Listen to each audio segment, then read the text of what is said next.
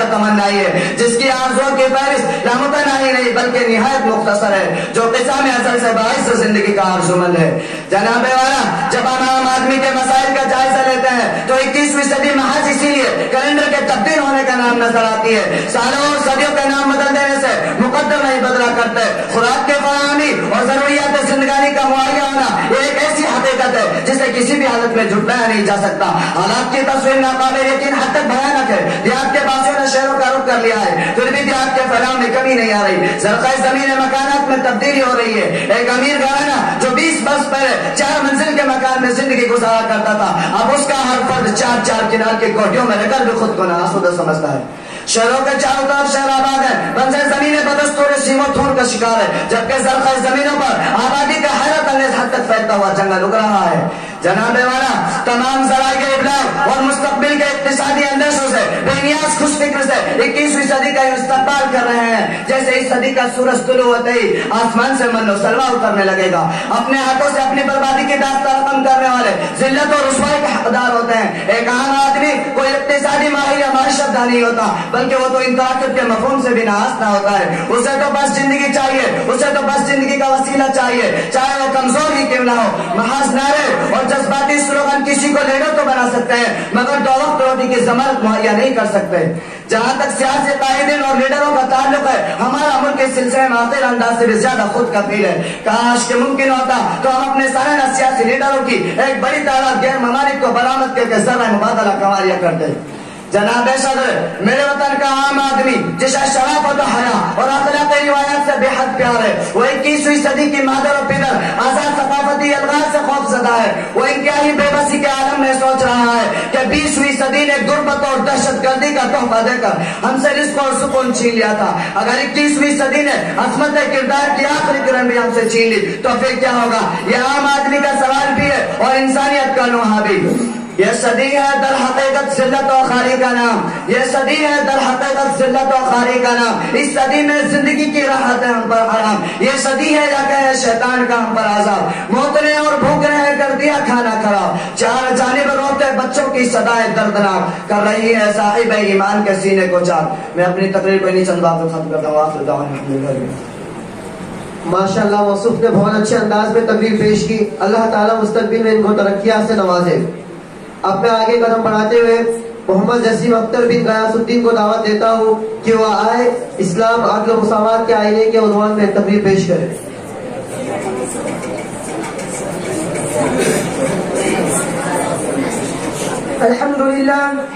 الحمدللہ وحدہ والصلاة والسلام علی من لا نبی بعدہ، اما بعد فاعوذ باللہ من الشیطان الرجیم، بسم اللہ الرحمن الرحیم۔ اليوم أكملت لكم دينكم وأتممت عليكم نعمتي ورضيت لكم الإسلام دينا۔ صدق الله العظيم۔ قابل قدر ساتھیوں، اسلام کے پروانوں اور دیوانوں، اللہ تبارک و تعالیٰ کا سدا احسان ہے کہ اس نے ہم سب کو اسلام کی دولت ادا کی اور اپنے پسندیدہ دین میں داخل کیا۔ دوستو، اسلام ایک ایسا جامع اور کامل مذہب ہے جس میں ہر طرح کی خوبیاں موجود ہیں۔ اسلام کا ہر مسئلہ بڑا واضح اور پر لطف ہے۔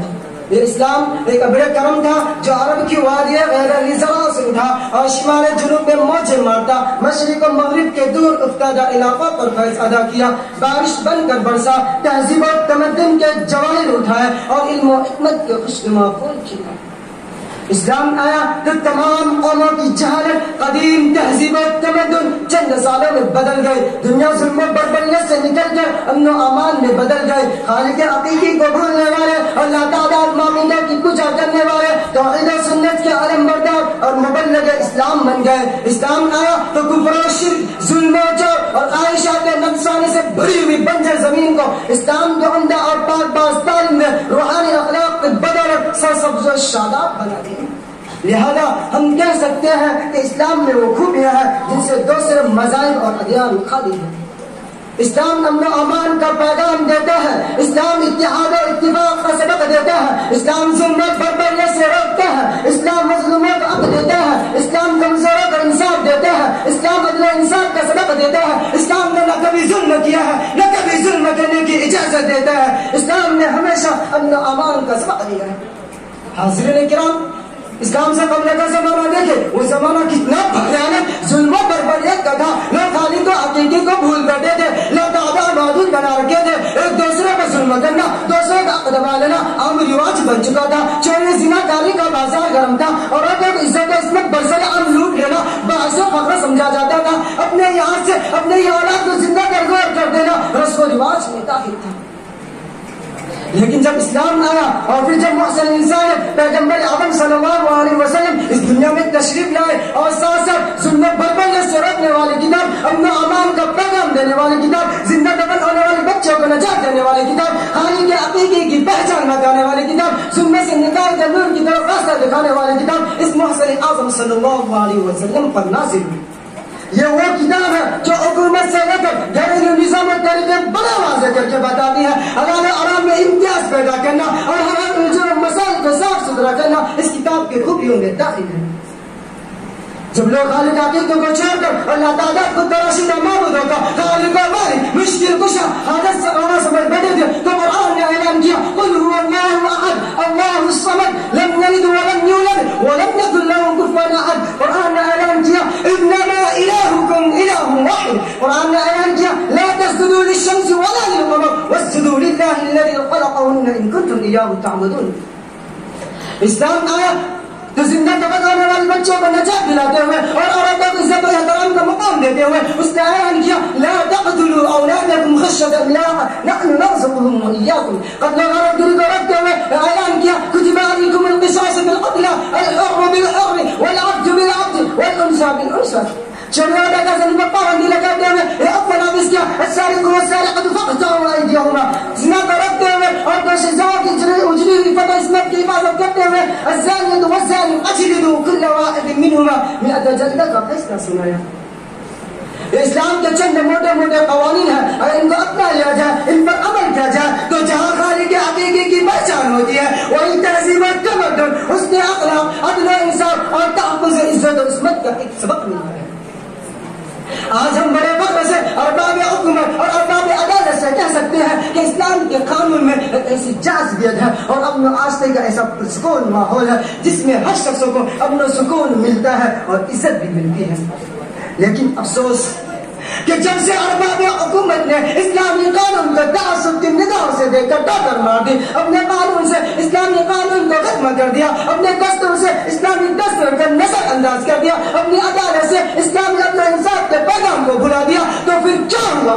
ملک میں ظلم و بربریت کا دور شروع ہوا، چور زناکاری کا بازار گرم ہوا، جب جہاں چاہا قتل و غارت کی لہر لگی، برسر عام عورتوں اور دوشیزاؤں کی عزت توڑ دی گئی.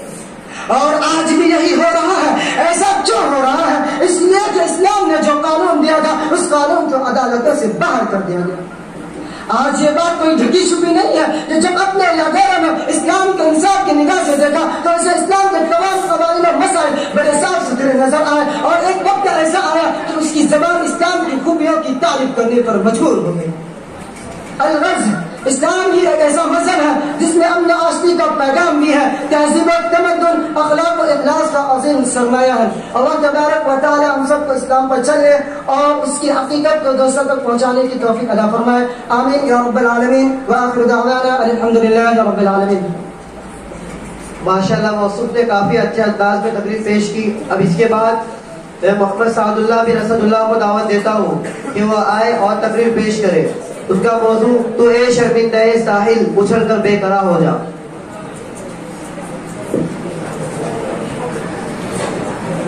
بسم اللہ الرحمن الرحیم نحمده ونصلي على رسوله الكريم اما بعد اعوذ باللہ من الشیطان الرجیم بسم اللہ الرحمن الرحیم لا تهنوا ولا تحزنوا وانتم الاعلون ان كنتم مؤمنین. صدق اللہ العظیم.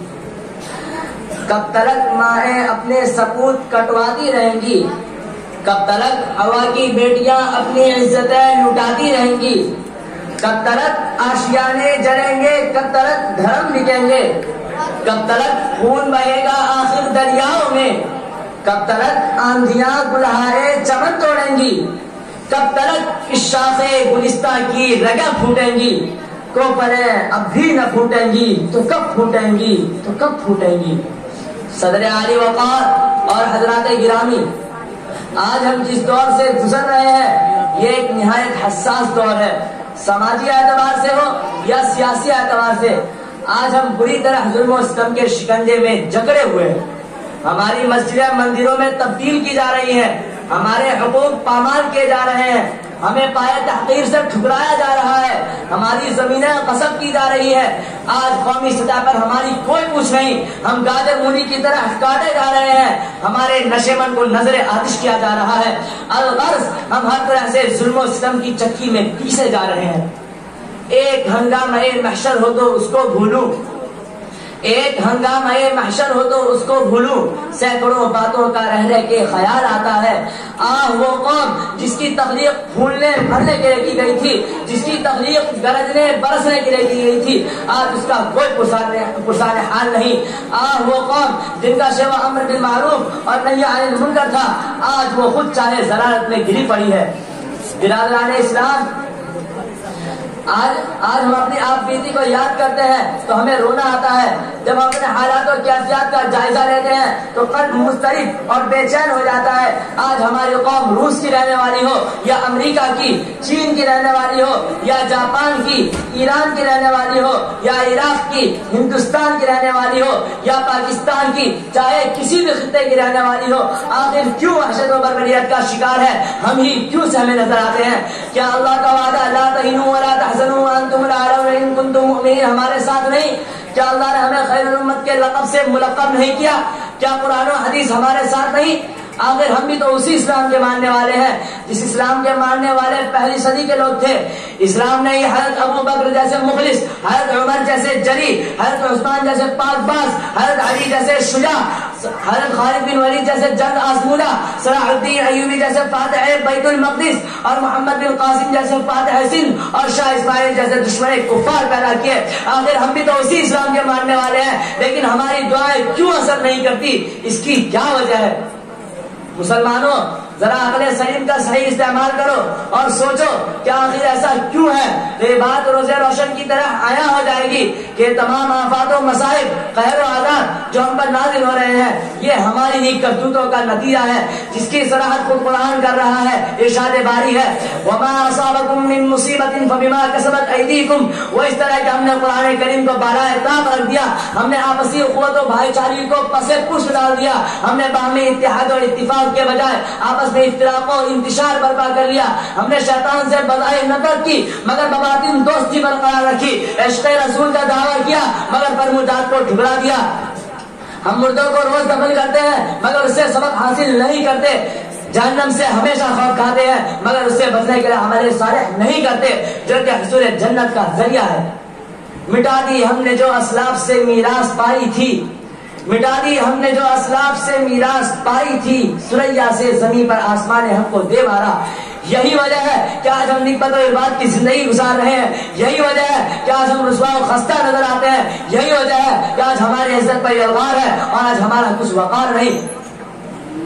اسلامی بھائیوں، ذرا یاد کرو اس زمانے کو جبکہ ہلالی پرچم بام عروج پر تھا، ذرا یاد کرو اس وقت کو جبکہ قیصر و کسریٰ جیسی سپر طاقت حکومتیں ہم سے حواس باختہ تھی، اعدائے اسلام ہمارا تذکرہ سن کر لرزہ بر اندام ہو جاتے تھے، دنیا ہماری شہرت و ناموری سن کر مخبوط الحیات تھی کون سی جگہ یہاں سایہ نہ تھا ہمارا، تھی کون سی جگہ یہاں سایہ نہ تھا ہمارا، دونوں جہاں میں یارو آباد تھے تو ہم تھے، تعمیر دو جہاں کی بنیاد تھے تو ہم تھے، دیکھا پرکھ کر آخر نظر پڑا یہ، گر نقد تھے تو ہم تھے، نقاد تھے تو ہم تھے، غرض کہ ہم جہاں بھی گئے کامیابی اور کامرانی نے ہماری قدم بوسی کی، ہم نے جگر میں رخ کیا، فتح زبر نے بڑھ کر ہمارا استقبال کیا۔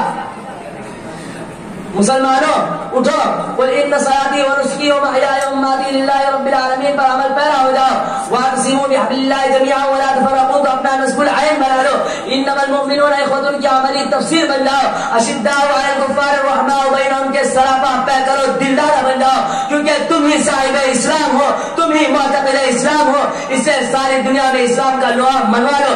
ہم نے مانا کہ ہم سب کچھ لٹا چکے ہیں، ہمارے پاس کچھ بھی نہیں کہ ہم خدا کے سامنے اپنا چہرہ دکھا سکے، مگر دربار خدا کھلا ہے اور خدا کی رحمت کا باب بہت وسیع ہے۔ اگر ہم نے ابھی خلوص دل سے توبہ کر لی اور دربار ایزدی میں دربار ایزدی میں مغفرت طلب کر لی تو انشاءاللہ ہمیں ہمارا خالق خالی ہاتھ واپس نہیں کرے گا، ضرور وہ ہمیں دامن آپ میں جگہ دے گا۔ وآخر دعوانا الحمدللہ رب العالمین۔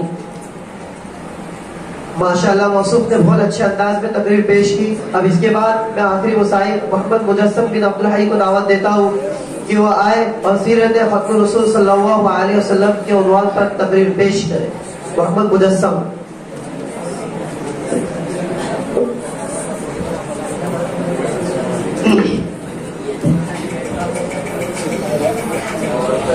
دوستو، گل گئی گلشن گئی گئی سب کی باری، گل گئی گلشن گئی گئی سب کی باری، دل تھام کر بیٹھو اب کاغذ مجسم کی باری۔ نحمدہ ونصلی علی رسولہ الکریم، اما بعد فاعوذ باللہ من الشیطان الرجیم، بسم اللہ الرحمن الرحیم۔ ورفعنا لک ذکرک، صدق اللہ العظیم۔ سلام اس پر کہ جس نے اسرار محبت سمجھائے، سلام اس پر کہ جس نے اسرار محبت سمجھائے، سلام اس پر کہ جس نے زخم کھا کر پھول برسائے، سلام اس پر کہ جس کے گھر میں چاندی تھی نہ سونا تھا، سلام اس پر کہ جس کے گھر میں چاندی تھی نہ سونا تھا، سلام اس پر کہ ٹوٹا بوریاں جس کا بچھونا تھا۔ لائق محترم معزز سامعین اور ہمدرد ساتھیوں، میں آپ کے سامنے ختم الرسول کی سیرت طیبہ کا کچھ حصہ بیان کروں گا۔ کوئی شخص ختم الرسول کی سیرت بیان کرنے کا حق ادا نہیں کر سکتا۔ میں جتنا مرضی دعوے کروں کہ میں حضور کی سیرت بیان کروں گا، میں حضور کے معجزات ذکر کروں گا، میں حضور کے کمالات کا احاطہ کروں گا، میں حضور کے اخلاق و اطوار ذکر کروں گا، میں جتنا مرضی دعوے کروں، حقیقت یہ ہے کہ حضور کی جتنے کمالات و محاسن ہیں، حضور کی جتنی عظمتیں، رفعتیں اور بلندیاں ہیں، ان تک دنیا کی کسی انسان کی رسائی نہیں ہو سکتی۔ اور دنیا میں اردو اور عربی کی لغت میں کوئی ایسا لفظ ایجاد نہیں کیا گیا کہ جس لفظ میں ختم الرسول کے کمالات کا احاطہ کیا گیا ہو۔ معزز سامعین، ہر آدمی نے اپنے اپنے انداز میں نبی کی سیرت بیان کی ہے، اور 1400 سال گزر گئے، ابھی تک میرے نبی کی آتش سمندر کی گہرائی تک کوئی نہیں پہنچ سکا، لیکن پھر بھی اس نے مقام و مرتبہ حاصل کیا۔ تو دیکھیے کہ ابو بکر نے میرے نبی کی سیرت میں گوتا لگایا تو صدیق اکبر بن گیا، عمر نے گوتا لگایا تو قاتل سے عادل بن گیا، عثمان غنی نے گوتا لگایا تو ذوالنورین بن گیا، علی نے گوتا لگایا تو حیدر کرار بن گیا، عبد الرحمن بن عوف نے گوتا لگایا تو عشر مبشرہ میں سے بن گیا، ابن عباس نے گوتا لگایا تو مفسر قرآن بن گیا، حنظلہ نے گوتا لگایا تو غزل الملائکہ بن گیا، حضرت بلال نے گوتا لگایا تو جنت کا وارث بن گیا۔ میں اس سے بھی آگے چلتا ہوں، اگر امام ابو حنیفہ نے نبی کی سیرت میں گوتا لگایا تو فقہ کا امام بن گیا، امام مالک نے گوتا لگایا تو حق اور صادق بن گیا، امام مالک نے گوتا لگایا تو استقامت کا شہنشاہ بن گیا، امام شافعی نے گوتا لگایا تو صاحب تقوی بن گیا۔ میں نے قرآن کی ایک آیت آپ کے سامنے پڑھی ہے، میں چاہتا ہوں کہ اسی کے ضمن میں گفتگو کروں۔ ایک یہ ہے کہ میں اپنی طرف سے نبی کی شان کو بیان کروں، اور ایک یہ ہے کہ کوئی شاعر، کوئی ادیب، کوئی خطیب، کوئی مفکر، کوئی مفسر نبی کی شان بیان کرے، اور ایک یہ ہے کہ خدا عرش پر خود نبی کی شان بیان کرے، کیونکہ خدا سے بہتر کوئی نبی کی شان بیان نہیں کر سکتا۔ اللہ نے کیا فرمایا؟ وَرَفَعْنَا لَكَ ذِكْرَكَ، کہ اے پیغمبر ہم نے تیرے ذکر کو اونچا کر دیا، ہم نے تیرے نام کو اونچا کر دیا۔ آئیے ہم اس قرآن سے پوچھتے ہیں کہ اے قرآن تو میرے محبوب کا تعارف بیان کر، تو قرآن میرے محبوب کا تعارف یتیمن سے شروع کرتا ہے، کیونکہ قرآن کے ہر لفظ پر میرے آقا کی سیرت موجود ہے۔ جب میرے نبی کی چہرے کی باری آئی تو قرآن نے والضحیٰ کہا، جب میرے نبی کی زلفوں کی باری آئی تو قرآن نے واللیل کہا، جب میرے نبی کی سیرت کی باری آئی تو قرآن نے الم نشرح لک صدرک کہا، جب میرے نبی کی زبان زبان کی باری آئی تو قرآن نے لا تحرک بھی لسانک کہا. جب میں نبی کی آنکھ کی باری آئی تو قرآن نے ما زاغ البصر کہا. جب میں نبی کی اخلاق کی باری آئی تو قرآن نے انک لعلی خلق عظیم کہا. جب میں نبی کی رحمت کی باری آئی تو قرآن نے انا ارسلناک رحمۃ للعالمین کہا. جب میں نبی کی معراج کا ذکر آیا تو قرآن نے سبحان الذی اسری کہا. جب میں نبی کی زمانے کی باری آئی تو قرآن نے والعصر کہا. جب میں نبی کی شہر کی باری آئی تو قرآن نے لا اقسم بهذا البلد کہا. جب میں نبی کی غار کی باری آئی تو قرآن نے ثانی اثنین اذ ہما فی الغار کہا. جب میں نبی کی شاگردوں کی باری آئی تو قرآن نے اولئک من المفلحون کہا. لیکن جب میں نبی کی خود کی باری آئی تو قرآن نے ورفعنا لک ذکرک کہا. اے پیغمبر ہم نے تیرے ذکر کو اونچا کر دیا, ہم نے تیرے نام کو اونچا کر دیا. معزز سامعین, اور ایسی شان عطا فرمائی. اللہ تعالیٰ فرماتے ہیں کہ اگر میرا نبی کھڑا ہو جائے تو زمین کو سکون ملتی ہے, اگر بیٹھ جائے تو زمین کو سکون ملتی ہے, اگر کھڑا ہو جائے تو آسمان کو بلندیاں ملتی ہے, اگر ہاں کرے چیزیں حلال ہو جائے, نہ کرے چیزیں حرام ہو جائے. میں نبی جس راستے سے گزرتا ہے اس راستے سے خوشبو مہکتی ہے. میں نبی دامن چھیڑتا ہے تو فرشتے غسل کرتے ہیں. میں نبی کے آنے سے پہلے چاند کو اپنی چمک پر ناز تھا, سورج کو اپنی روشنی پر ناز تھا, ستاروں کو اپنی دمک پر ناز تھا. لیکن جب میرے نبی آئے تو سب کے ناز ٹوٹ گئے. اسی کا معنی ہے وَرَفَعْنَا لَكَ ذِكْرَكَ کہ اے پیغمبر ہم نے تیرے ذکر کو اونچا کر دیا, ہم نے تیرے نام کو اونچا کر دیا. معزز سامعین, اور ایسی شان عطا فرمائی کہ اللہ تعالیٰ فرماتے ہیں کہ اے پیغمبر یہ سب کچھ تیرے لیے ہے. اگر تجھے پیغمبر بنا کر دنیا میں بھیجنا نہ ہوتا تو یہ مدارس نہ ہوتے, اگر تجھے پیغمبر بنا کر بھیجنا نہ ہوتا تو یہ علماء نہ ہوتے, اگر تجھے پیغمبر بنا کر بھیجنا نہ ہوتا تو 1,24,000 صحابہ کے قدموں میں نہ آتے. الغرض حضور کے جتنے کمالات و محاسن ہیں ساری کائنات میں مانی گئی ہے. آپ کو معلوم ہے کہ حضور کی سیرت ایک آتھا سمندر ہے جس میں اتنی گہرائی ہے کہ کوئی شخص اس میں شناوری نہیں کر سکتا. عربی کا ایک شاعر 40,000 آپ علیہ الصلوۃ والسلام کی شان میں لکھے. 40,000 اشعار لکھنے کے بعد آخر میں ایک شعر لکھا جس کا ایک اردو شاعر نے ترجمہ کیا ہے. تھکی ہے فکر وسا مدح باقی ہے, تھکی ہے فکر وسا مدح باقی ہے, قلم ہے آبلا پا مدح باقی ہے, ورق تمام ہوا مدح باقی ہے, ورق تمام ہوا مدح باقی ہے, اور عمر تمام لکھا مدح باقی ہے. وآخر دعوانا الحمدللہ رب العالمین.